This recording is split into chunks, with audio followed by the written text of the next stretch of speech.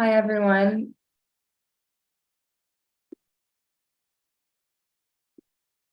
Just giving people a minute to trickle in and we'll get started shortly.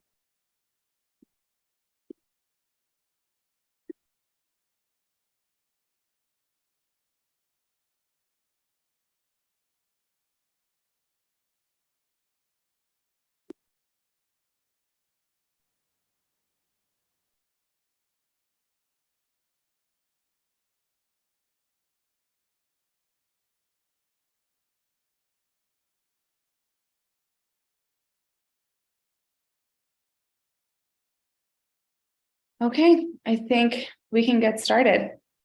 Hello, everyone. My name is Audrey Bolus. I'm the Senior Programs and Communications Associate at the Tahrir Institute for Middle East Policy, and it's my pleasure today to welcome you to our newest virtual panel, a book talk and discussion of Rusha Latif's book, Tahrir's Youth, Leaders of a Leaderless Revolution. 12 years ago, Egyptians took to the streets to demand bread, freedom, and social justice, ultimately ousting then-President Hosni Mubarak following a 30-year rule. Today, the country is undergoing one of the worst human rights crises of its modern era, and its people are held hostage to poor economic policy that has exacerbated social inequality even further. In the time between, Egypt's activists have organized on the streets. Exacerbated by the passing of a restrictive protest law, they've taken to the online spaces, and when silenced and targeted, those made to flee the country have continued to mobilize in exile from abroad. So today, on the 12th anniversary of the Egyptian Revolution, a moment that was transformative, not just for the country, but for the region as a whole, we're pleased to host a book talk featuring Rusha Latif, author of the newly released Tahrir's Youth, Leaders of a Leaderless Revolution.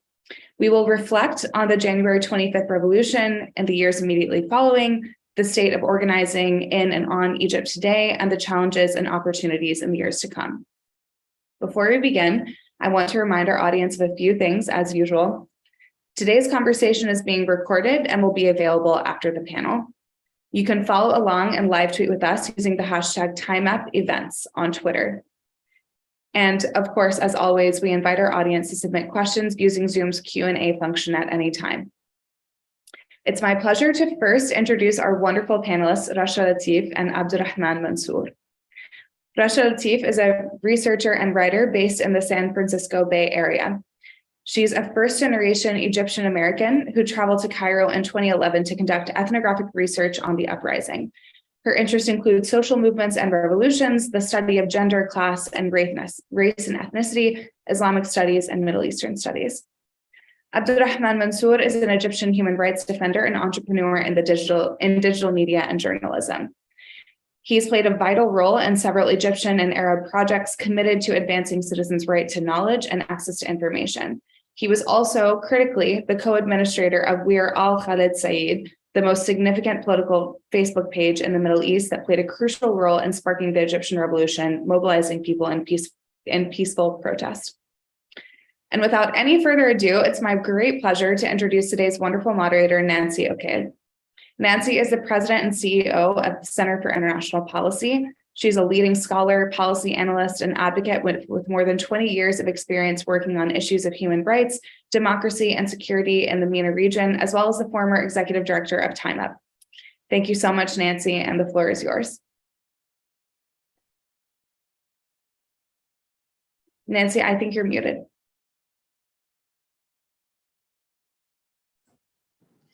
Thank you so much, Audrey, and thank you for having me today. I am very pleased to mark this day with a conversation with you, Mansour, and with Rusha, and the discussion of your important book.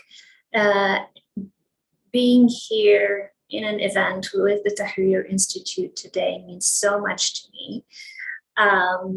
Although we're seeing right now a very dismal point in the history of Egypt, both politically, socially, and definitely economically, there's a huge decline in the economic situation in Egypt.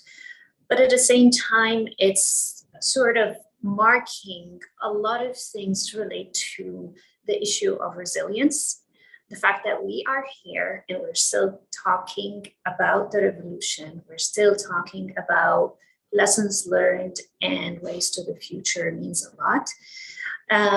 And it also means so much to me, not just to commemorate the anniversary of January 25th, but also it is 10 years since we established the Tahrir Institute for Middle East Policy with the founder, Rami Yaoub. It was a dream back then, and right now it's one of the important platforms and research and policy institutions that exist. And we are marking the anniversary in a celebration next month. And if you have not bought your tickets to the gala, please do that right now, because it will be really an event worth celebrating, being proud of, being proud of all the people who contribute to the continuation of this important space. And I just want to say that although today's is about the anniversary of the revolution, one of the things that I always try to resist is to stay trapped in the moment, in a moment that was over 10 years ago, and even started with sort of efforts that led to it the decade before. But it is more about having a close look about how did we end up here? What was happening then? What is different? And what are the sets of challenges and opportunities back then, and how they are changing today? And as we know, we are, at least in the description of this event, that we are defeated, although I resist this final claim, because revolutions are a continuous process. There are moments of defeat and there are moments of success. It is not the end until it is the end. So despite all what we're seeing right now, and despite the defeat of the revolution, the Egyptian government is still doing all that is in its power to dominate and manipulate the narrative about the revolution. And as we know, the victor writes history. And this is why I think Rusha's book is very important, because one of the many important offers in terms of concept analysis and reading that she is providing is that she is providing a voice for those who were in the revolution to write their own narrative, to provide their own story, which is in and of itself an act of resistance, in a way, to try to challenge the dominant narrative that the Egyptian regime is trying to propagate, particularly for the younger generation who were not there and did not live and see the events of this important moment in Egypt's history. So I want to start with you, Rusha, to ask you a question about what made you write this book? What got you there? And what does it mean to you?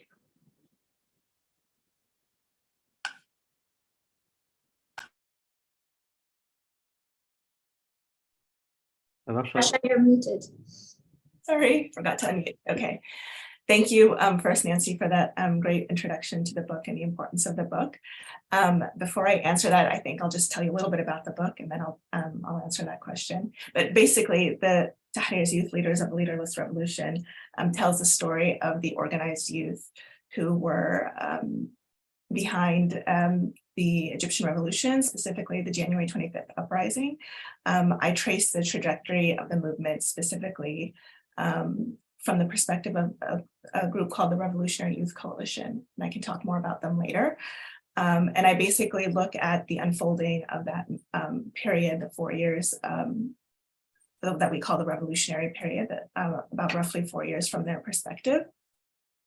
And I just try to understand who they are, what their hopes were, their dreams, their aspirations, what they were actually trying to do with the movement, how they actually did it, and I wanted to also understand the challenges that they were facing. And that was a question that kind of emerged later on as the movement started to take different turns, some of them downward, obviously, until it was defeated. So my motivation for writing this book, I mean, the story behind it is basically that I was like a lot of, I think, young Egyptians and Arabs in general in the diaspora when the revolution erupted in 2011. I was immensely inspired. At the time, I was a graduate student at the University of California in Davis, and I had actually just committed myself to the study of social movements. And I was actually looking for a topic to study, and I was in fact interested in questions related to youth and leadership. And I was exploring topics, and none of them really excited me. And then this happened, and I was completely blown away. The timing of it was really amazing for me. And what really captured my attention and imagination immediately, because I was trying to understand how this happened, it seemed to kind of erupt out of nowhere. So you heard a lot of it, this use of this term that it was like leaderless and spontaneous. And of course, there was a social media element that was powered by Facebook and Twitter. But at the same time, there was a lot of talk of it being youth-led. And I immediately, I mean, that, you know, after a while, I started to notice that, and I felt like there was this tension there that was really interesting. How could it be leaderless and spontaneous, but also youth-led? And my curiosity got to me. I really wanted to get to the bottom of that. And so I thought that there was something there worth exploring. I decided to go to Egypt to make this kind of the topic of my research. So I went later in the summer of 2011, and I started to pursue, you know, just see if I can interview some activists, try to kind of find out what happened. I mean, really, as an Egyptian American, my motivation was that I wanted to be a part of the movement in some way. And so going and doing research on it was kind of an excuse to do that. And sure enough, when I got there, I learned that there was some planning. It wasn't this thing that kind of happened out of nowhere. But it wasn't really until I spoke to an activist, I was connected to an activist from the Revolutionary Youth Coalition, that I heard the full story for the first time. And I was completely blown away. It was an incredible story that involved really a lot of thought and strategizing on the part of the activists to mobilize Egyptians, especially from lower class backgrounds, to kind of help them overcome their fear of the police, to get into the streets. And I wondered how that story didn't make waves. Like, it was such a powerful story. How did I not hear it somehow in the media before? And it was really validating for me, because it confirmed that I was right to question this leaderless model, that there was actually leadership happening on the ground, and but it didn't maybe take the typical form that we're used to seeing. And so I decided to just stay with the story and stay with that group, because I felt like I had my finger on something really important. And I went into this project really not intending to write a book. I was just, again, really invested in the story, and when I felt like I had something important that needed to be documented, the more I embedded myself with the activists, I stared to realize that there was actually nobody else around me that was kind of documenting it in the way that I was questioning it, around this question of leadership and organization. The activists themselves were really too busy trying to carry out a revolution. And so I suddenly sensed this responsibility to do it. And just like you said, Nancy, I had this concern that this history would get lost, and it was suddenly I was put in that moment to do it. And so I stuck with it. And I'm glad I did, because I think I've uncovered something in this book, or I've documented something that's not just useful for Egyptian activists and revolutionaries, but also just other movements who have been struggling with some of the same questions, I think, that the Egyptian activists did.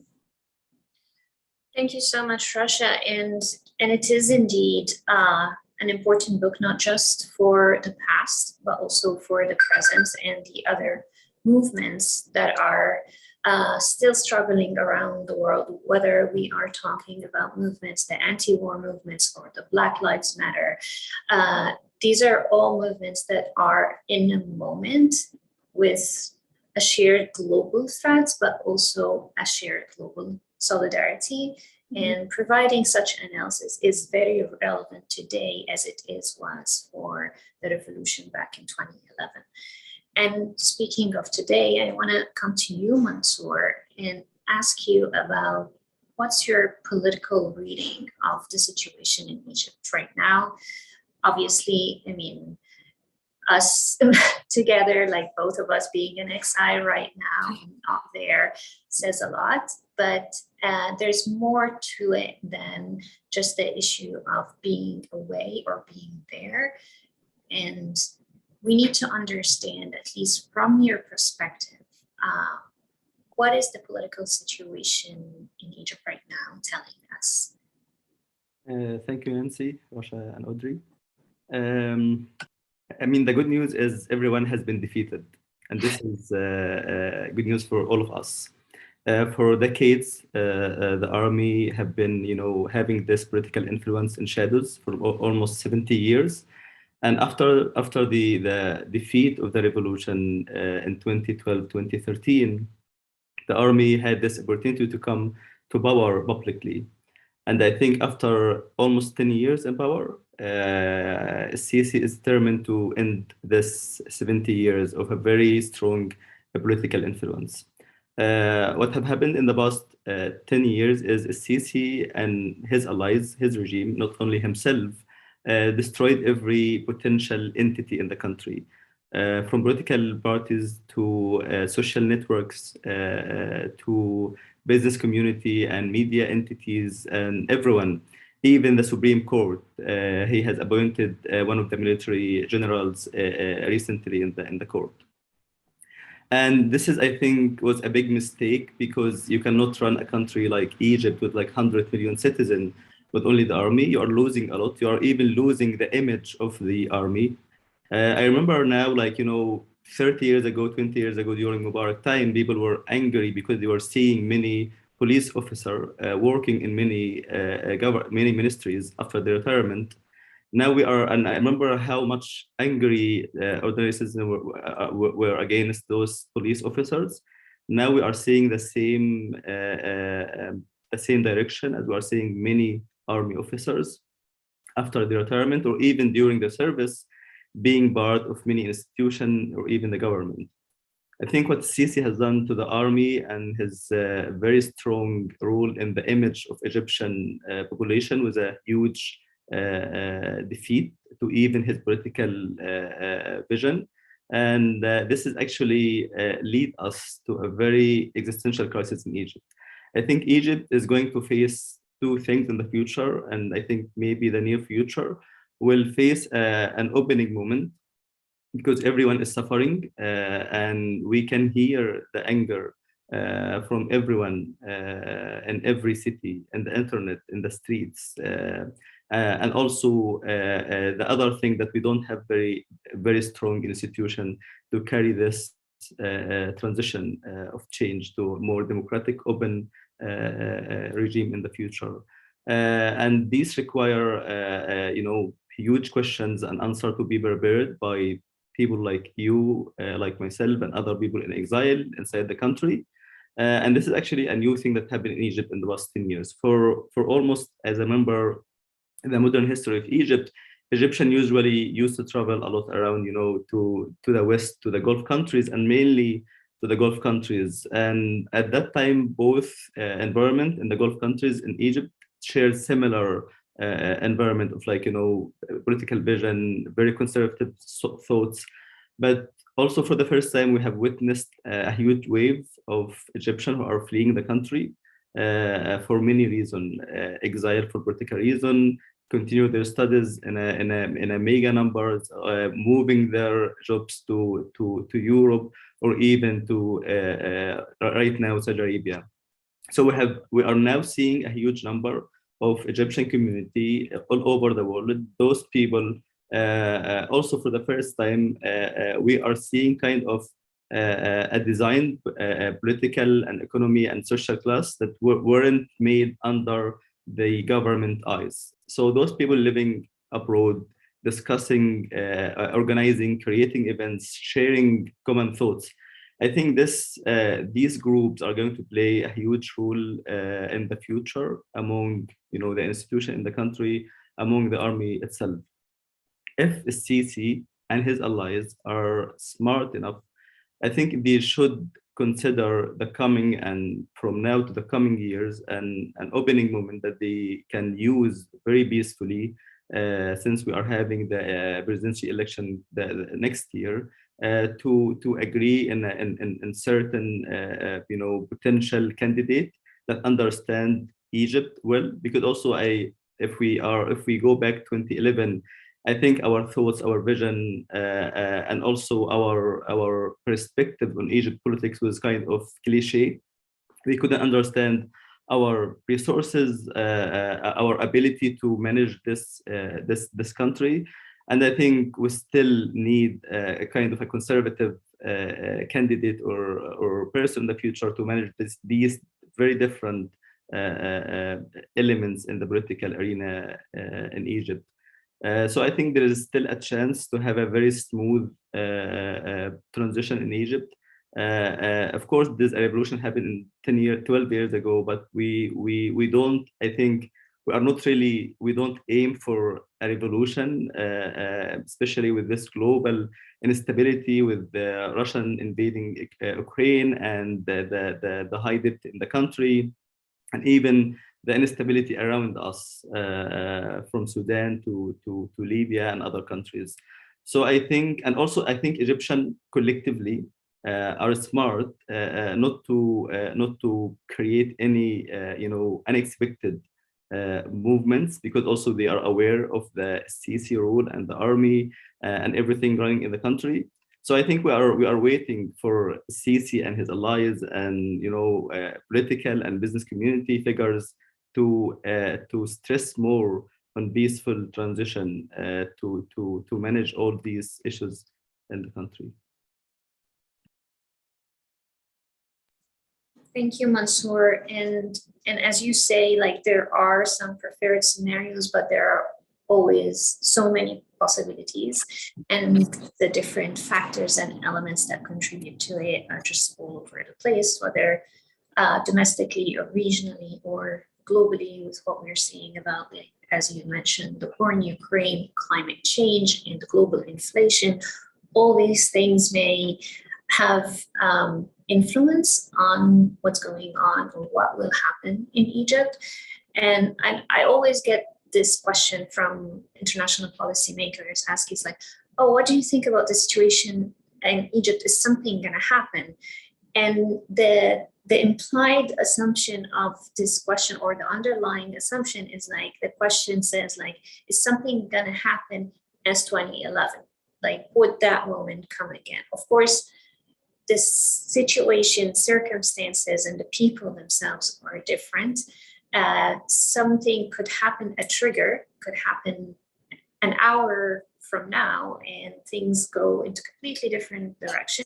Things can stay on for another decade or more. So we don't know really what's going on, but we can get a reading from what was going on in 2011 to understand. And one of the things that I like about Rusha's book is how she is debunking a lot of myths out there. One of them is the idea of leaderless revolution. And I would like you to reflect on this a little bit, Rusha, taking into consideration what Mansour just said, not just about the political reading right now. And I like that Mansour recognized that defeat is on all sides, not just the revolutionary side, but also the military side. And tell us, is like, what was different back then? And what do you see in that myth of a leaderless revolution? Was it or not? Yeah, no, thank you. I think that gets at the core of my, the story I'm trying to tell, the analysis I'm trying to provide. So two things. One is the spontaneous framing, the other is the leaderless, which are sort of go together. The problem with the spontaneous one is that it makes it sound like the revolution erupted in a vacuum, that there wasn't any precedent, that there wasn't a story behind how this all unfolded. And it's ahistorical, which is what makes it really problematic. Especially when you couple it with this social media narrative. So, one of the things I try to do is to show what that precedent looked like. And I think that's really useful, especially in the moment we're in now, because it gives us a sense of the longue durée of like that there's stages and things can happen that lead to new things, and then new things can come out of this, right? So this moment that we're in, there was a precedent for it, which was the revolutionary period. And before that, there was the 10 years of resistance that was the buildup to the revolutionary uprising in 2011. So when I interviewed the activists, what I found was that it wasn't spontaneous. They were, if you had asked any of them when did the revolution actually start, they would date it back to like the 2000 Palestinian Intifada, the solidarity protests that erupted in Egypt around then. And that was the first kind of flare up after some silence in the streets because of regime repression of like Islamists. And then from there were like several waves of protests. So that was like, one around regional struggles. There was one around the one that followed after that was around kind of like this pro-democracy movement with Kifaya and the judges movement for independence. Then the third wave was around the labor struggle and like kind of the socioeconomic problems that were brewing around that. And then after that, there was a fourth wave around like police brutality. I'm kind of simplifying it, but we can kind of think of it in those stages. And what I found was that, in the beginning, people were getting activated, the young people, Abdelrahman's generation, mine, in those first two waves. And in the second two, they were the ones that were establishing the movements. They were leading them. They were coming up with new strategies and tactics. They were building up the culture of resistance in Egypt. They were developing this loose, decentralized kind of movement and growing it, building their networks. And to the point where like when January 25th came, they were already planning to do protests that day. And then we know that the Tunisian uprising happened, and that's when things started to shift, right? That was sort of the trigger, and that day took on new meaning for their planning. And so nobody really, I think they kind of dreamt out loud, maybe this could be a revolutionary moment in Egypt, but I don't think anybody was really prepared for that, even the activists themselves who strategized for it.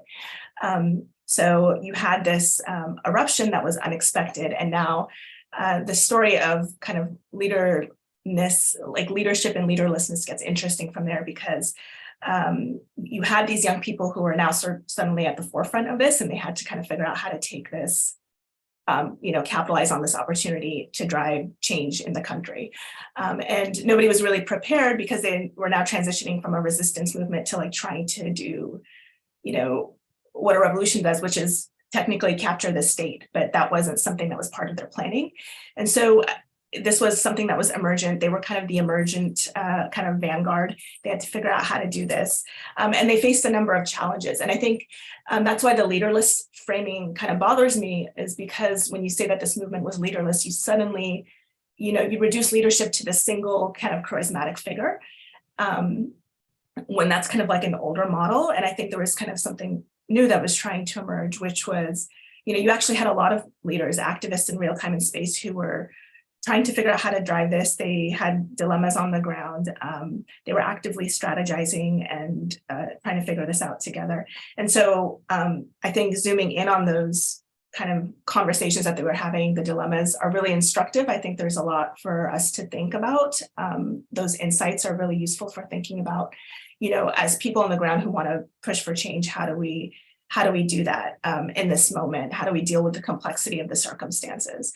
So I, as an activist at ethnography, those are some of the insights I kind of uncover. I look at what happened during the 18 days and the challenges they faced, why they couldn't step to the forefront as leaders.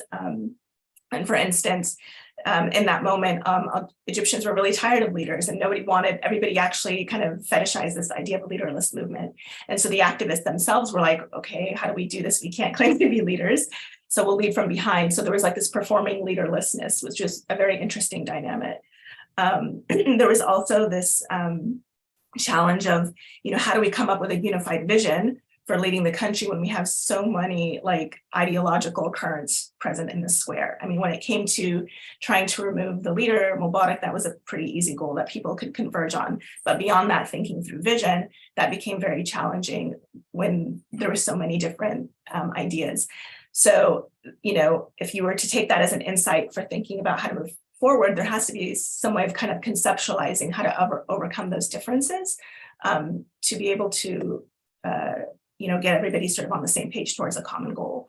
Another one I think is this idea of there was like intergenerational tensions between, the sort of older guard and the youth. The old guard kind of felt upstaged by the youth and the movement. And so there was these attempts to kind of create these larger kind of coalitions and vehicles, but a lot of that kind of got in the way. At one point, I remember the activists not joking, they were like really frustrated when they were trying to create kind of a larger coalition that grew beyond this group called the Revolutionary Youth Coalition.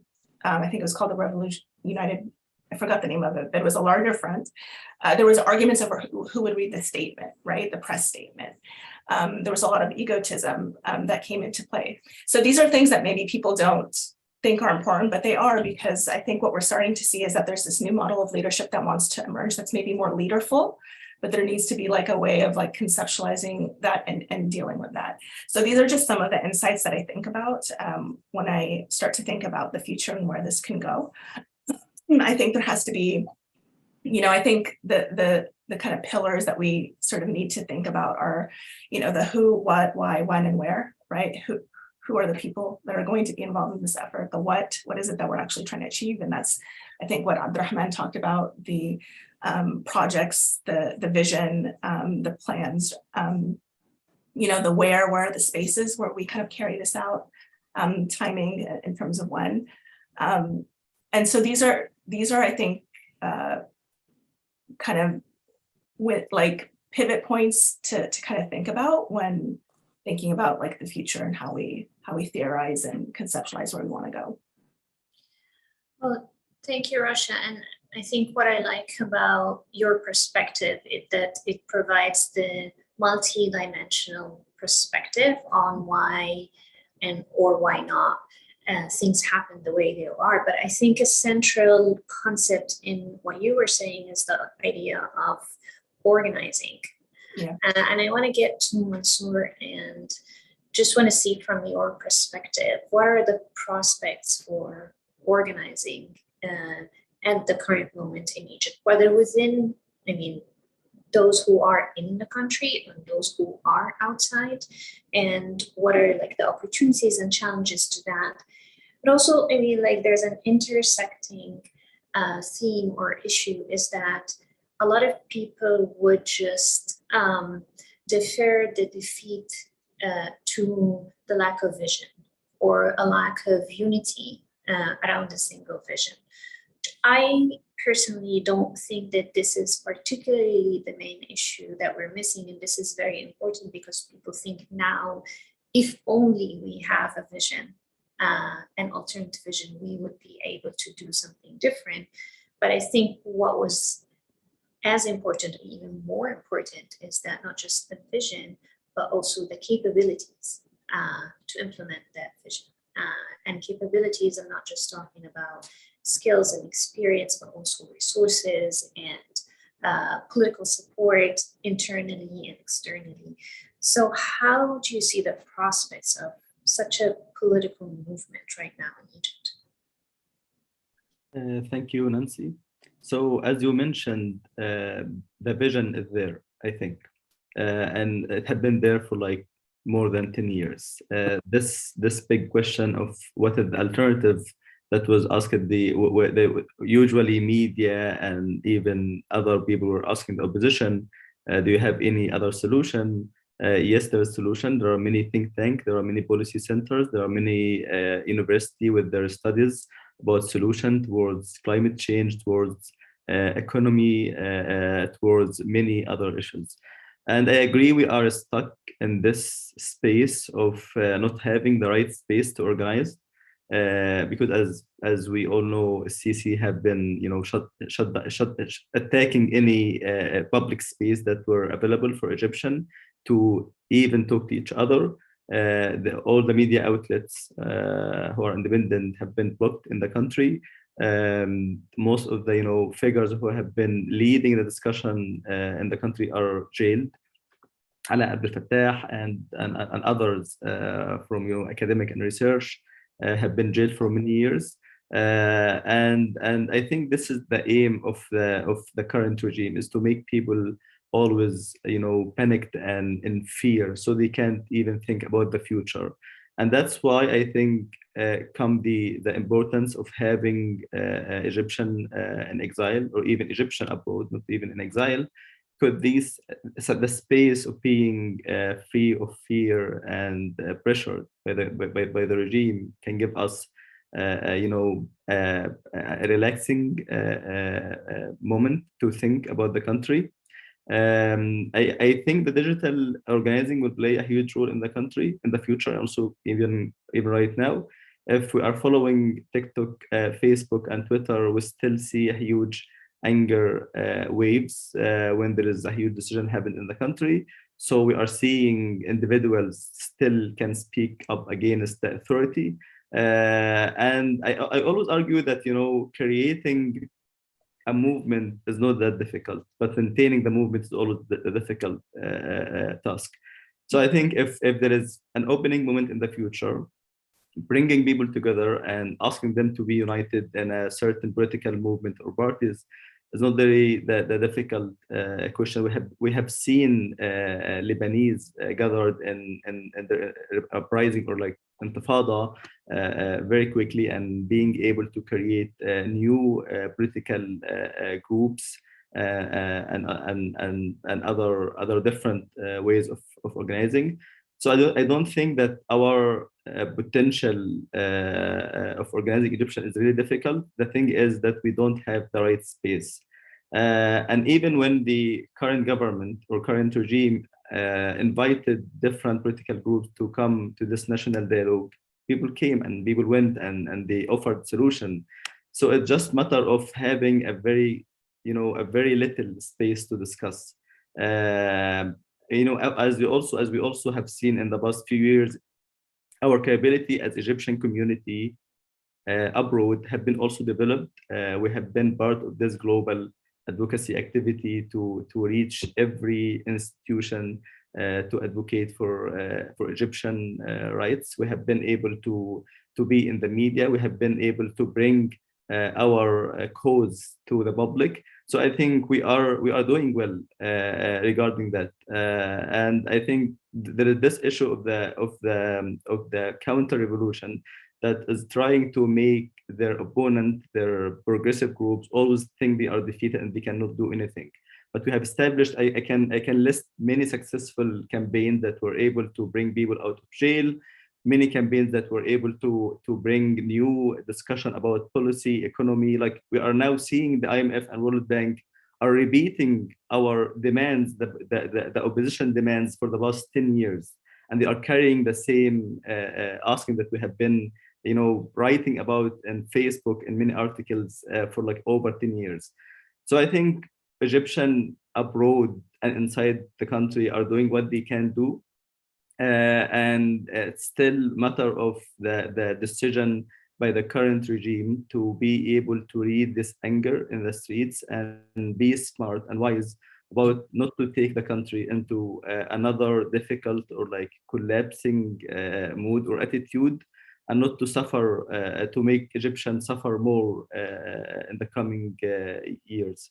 And I think also the development of organizing online is happening every day. We have seen how the new generation in the US were attacking and working against Trump through TikTok events tickets. These ideas, if there is again a moment of anger, like a clear moment of the Sisi is not going to do any improvements, I think we will be surprised by many online innovation, even in the streets. I always say that I always receive these questions from friends, like, and this is like the basic from non-Egyptian, to ask where these millions that were in the streets in 2011 have been. Like, Sisi didn't arrest million. He just arrested, I would say, 50, 70,000 in like over 10 years. And I think there is this art, what they call the art of absence. People are collectively smart to hide when they think their life is being under any threat or risk. So I think Egyptians have been hiding, working in many things, from education to art to entrepreneurship to media to policy, studying medicine, like doing the normal thing. and highlighting their values and trying to be away from any corrupted system. And we will be surprised. I think every year in the 25th of January, we all, I think, get surprised by the amount of posts and memories that we read in Twitter and Facebook about people that we haven't met before. They were part of the revolution, and they are still aware of what happened in the 10 years. So I think the counter revolution with everything that happened in the past 10 years weren't able to remove the memories, even just the memories. We are not asking for a revolution. We are asking for this country to be in a better place for the interest of everyone, including the army itself, including Sisi himself. And we are aware now of our capabilities, and aware of the army capabilities, and also aware of the political community and the business community as well. So we're asking for like the moderate answer, the solution that will suit everyone, I think. Well, thank you, Mansour. And I'm reminded of May's poem in The Art of Disappearing when you were talking about the art of absence. I want to have sort of a last or concluding question from you, Rusha, before we go into the audience questions, which are very interesting. I've been like seeing them coming. What Mansour was talking about is, for me, as it seems, is like talking about identifying or recognizing incremental changes or small wins. And I think this is like an adequate description of even what happened since 2011 and during the days of the revolution, but they did not stop. They continued to go on. The thing with incremental changes or small wins, they can be aggregated leading up to a real like big moment of change, but it also could have the other effect of diluting or diffusing the tension and the resistance in a way. And from your book, it's like, I want to get your reflection or like the main lessons learned of where or how can we move from incremental change to transformational change, and reflecting on what was going on back in Egypt in 2011 and what were the missing links and gaps in order to move from those small wins into a real transformational structural change. That's a good question. It's a big one. I don't know if I'm capable of fully answering it, but I would just say, to me, and I appreciate Abdelrahman's kind of, reflecting on the idea of like revolution. Is that something we still need? And we're not advocating for that, because I think it's a very loaded term. I mean, we all know that now.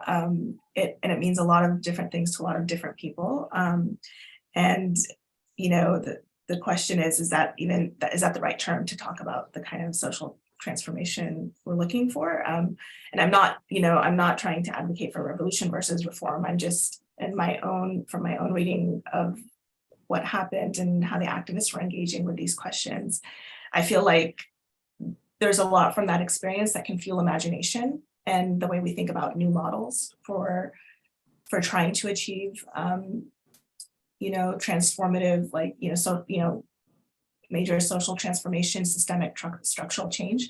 I think thinking about certain things together holistically is really useful, in terms of, how does the vision work with the organizational model that we want to achieve, right? So, I kind of like to think of it sort of as a vehicle, right? Because we talk about movements as vehicles, you kind of have to know the destination and you need the appropriate vehicle to get there. Right. And then you have to think about all those things that are involved in the vehicle, who you're trying to get there and all of that. So I think having that kind of perspective is really important and useful. And again, I think, looking back on the experience of the activists, trying to understand the pain points, as this thing was emerging that we couldn't maybe see in the moment because we were just living them. I should say I was the observer. Trying to extract those and then reflect on those. And I don't think by any means my book is a complete, it's an attempt to start that conversation and to get even the activists to kind of reflect on it. It's an activist ethnography, which means, I wrote it with the intention for like the academic community to benefit from it, to read it, to theorize on it. But more importantly, I wanted it to be a document that the activists themselves could take and think with and reflect on. And I'm sure that it'll surface stuff for them to, it'll memories for them and things and challenges that they face that maybe I didn't document. So I think I like it in that sense to think of it as a conversation starter around these questions of like, how can we kind of imagine these new models? Are there new possibilities beyond like revolution and reform? I mean, is there a third way, right? And I'm in the Silicon Valley, so we're always talking about disruption here.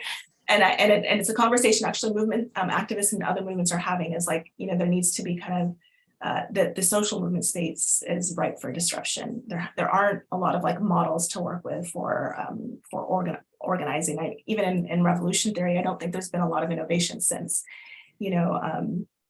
there's like the verticalism of like the traditional like Leninist model of like the top down organizational structure, highly bureaucratic, very centralized, like vanguard party. And then there's what we had in the Egyptian revolution, which was completely decentralized, horizontal, diffuse, right? So and hard to cohere. And it seems like there needs to be an in-between, a combination of centralization and decentralization, some creative thinking around that. And again, I think if it's articulated with some of these other things about like what's the vision, what's the plan, I think that could be a really exciting place for thinking through, for thinking about like the future and how we go about achieving systemic change. So I know I'm kind of speaking abstractly, but that's kind of, I think, the next logical stage of like an empirical study, right? So hopefully some good thinking will come up. Yeah, I'm reading like the questions from the audience are coming, and I'm really impressed that they are also in sync with us, that they are looking at things in terms of like how can we organize differently and not just like trapped in the moment of 2011, and also not just in Egypt, like thinking globally. And since there are like few minutes left, so I'm going to try to group some of the questions, and actually there are quite a few of them is shedding light on what's happening in Latin America. And I'm impressed, like the parallels I was saying, like, is this one person who's asking those questions and looking at what happened in Colombia and Chile, and most recently with the re-rise of Lula in Argentina.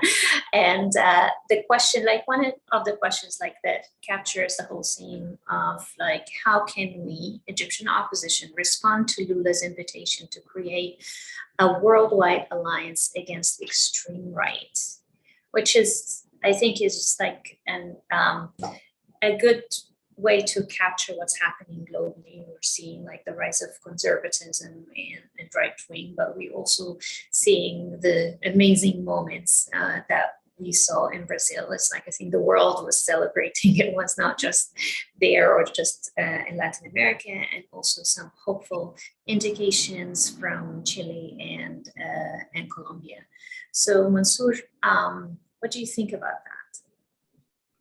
I mean, I have seen the first question about the Lula invitation. I haven't, to be honest, read his invitation to create a worldwide alliance against extreme right. But I mean, I think there is an importance of working against extreme right. I don't think that Egypt has this very strong extreme right in the country. We have seen lately a rise of these groups that are stressing our pharaonic background and also that we are not really affiliated with African roots. I mean, these kinds of movement are the right answer to the repression that the Sisi have been doing in the country. Not being able to introduce and to give a space to the moderate groups will bring these extremism in the country and will disrupt more the political discussion. And I think the responsibility here is to understand these groups to understand their dynamic, how they work. We have seen them working mainly in digital platforms like Facebook and Twitter. And also there is here, a need to highlight that the extreme right in the Middle East are not seen carefully by the global digital companies. They are doing well within the American context, since we have seen Facebook and others,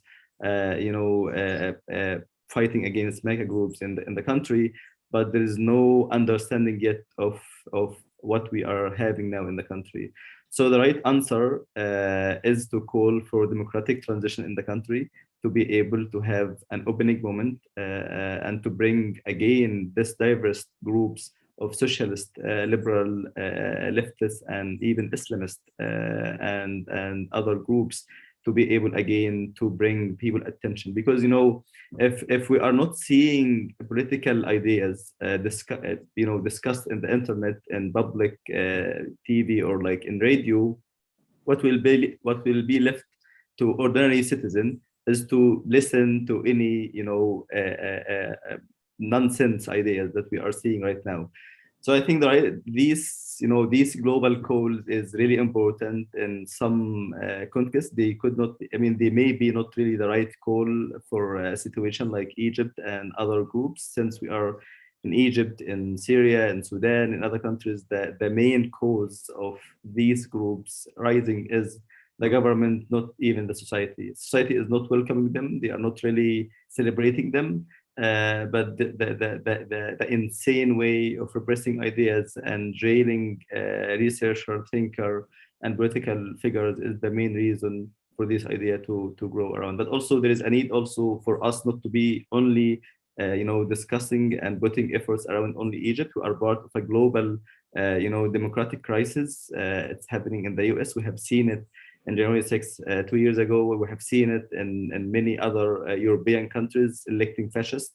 So I think there's also an importance to understand the global issues around extremism, and to be able to prevent these ideas to come to country. Also, regarding these groups, one of the elements in the disinformation, that most of the disinformation had been in the country in Arabic, especially conspiracy theory, were translated from like American conspiracy theory.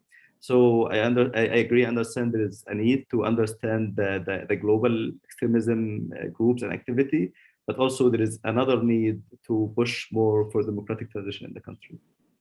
I could say something, I could speak to that briefly, but I think also, just to think about having a global movement against the right, like that's a very complex challenge to build a movement like that. And so in that respect, I think having, looking at some of the literature on movements and organizing can be really useful for surfacing insights. There is actually a movement that's trying to do that right now called Progressive International, that was founded by, I think Bernie Sanders was one of the original founders of that.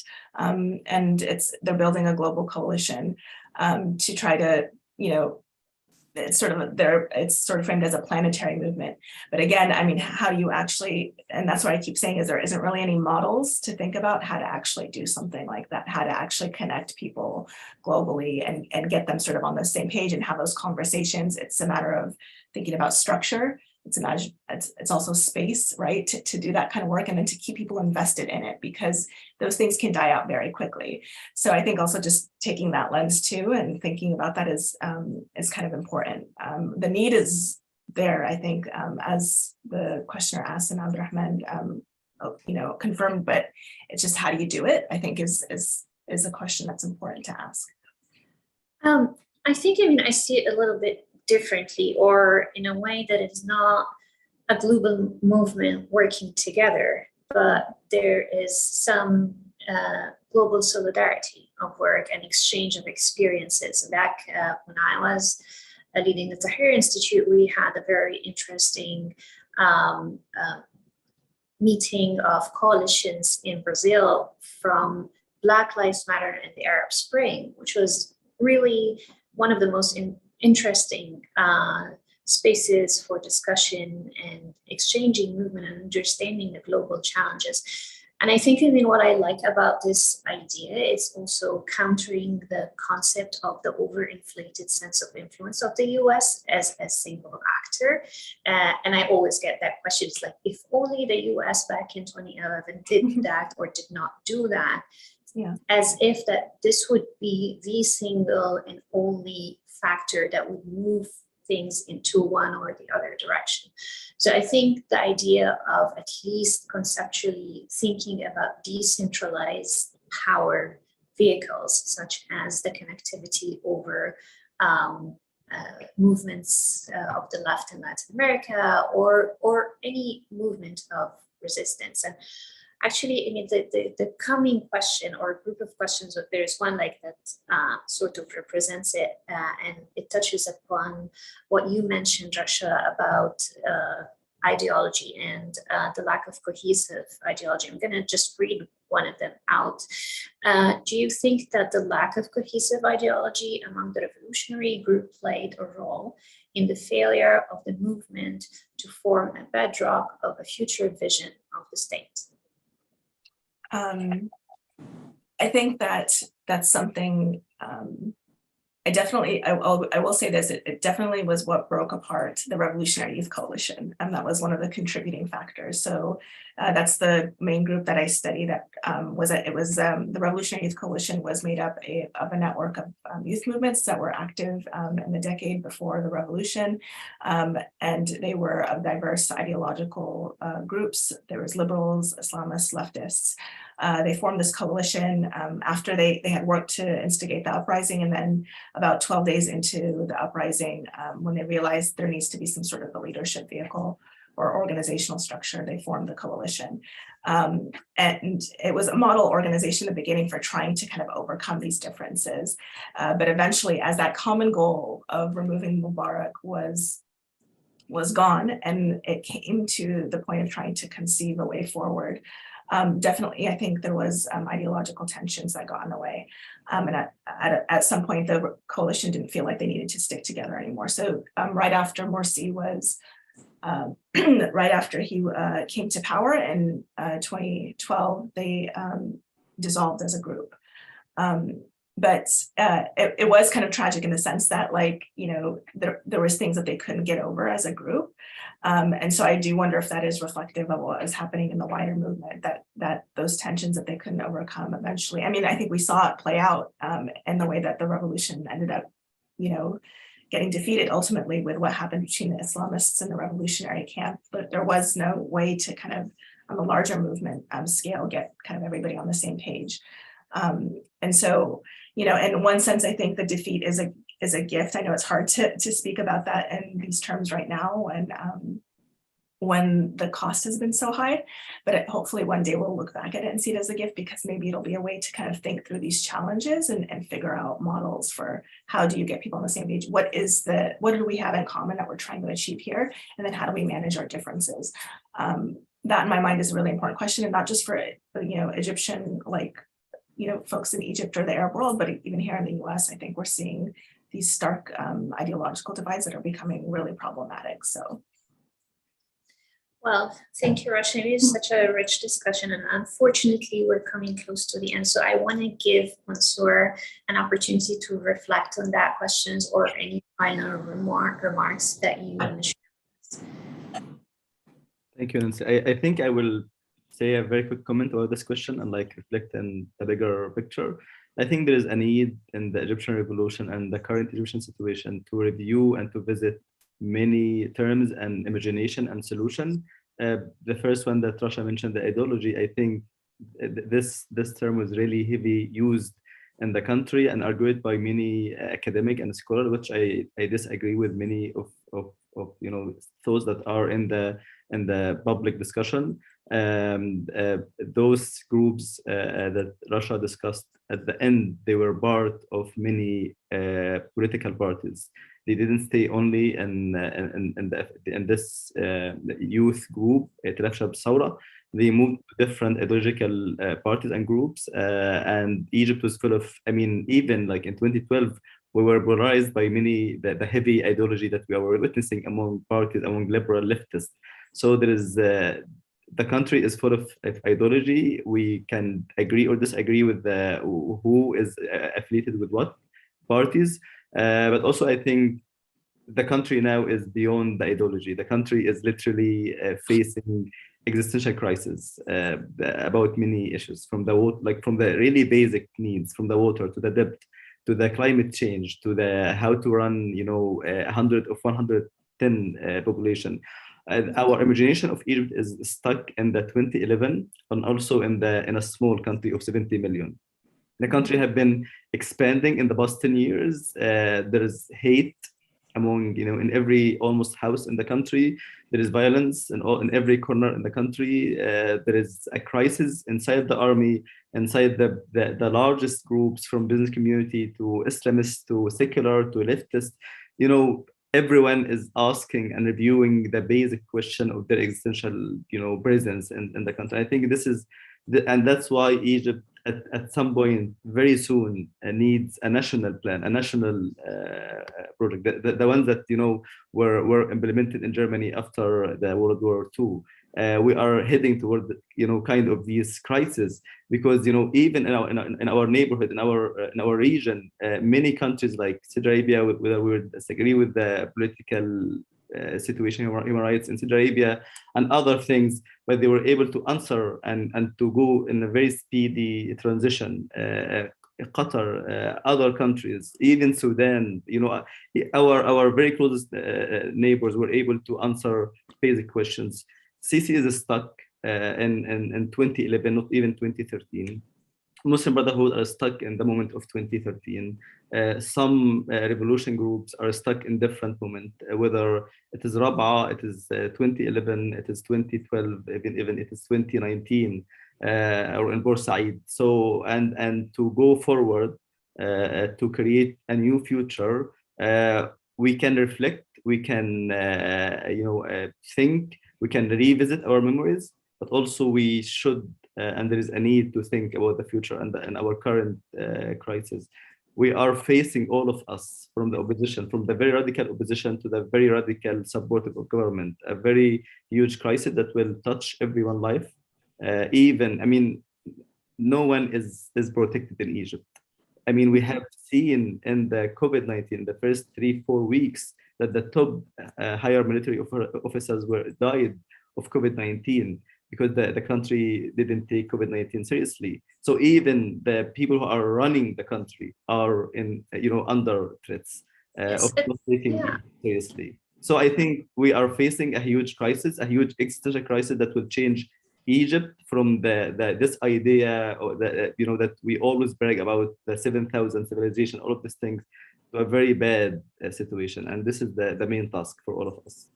I think what you just said, Mansour, is just also applicable globally. And I think it's just like the one who really articulated in a very good way is Gustavo Petro, before becoming the president of Colombia, when he was asked, how would you be able to unify the right and the left? And he said, I no longer see the world divided between those who are on the right, on the left.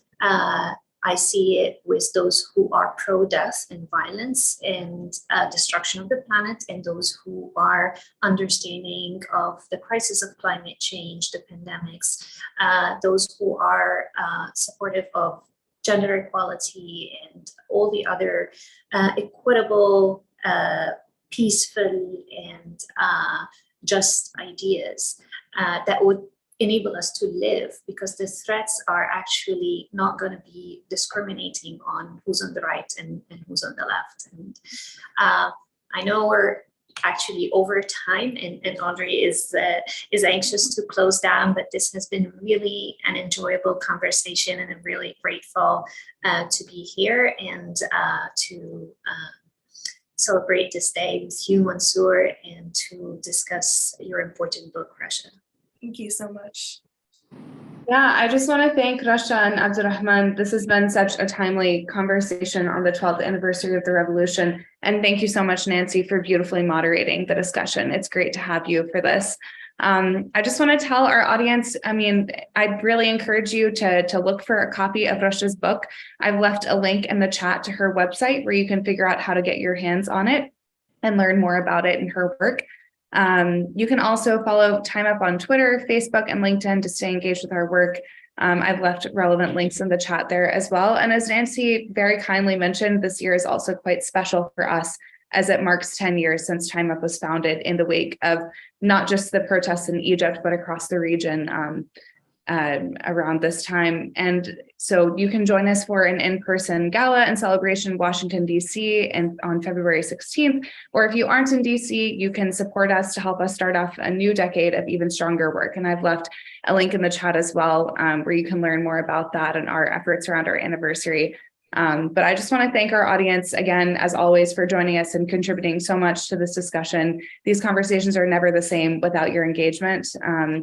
And I really appreciate you being with us on this important anniversary. And thank you so much to the TIMEP team as well, who made this event possible. Have a wonderful day, everyone. Thank you.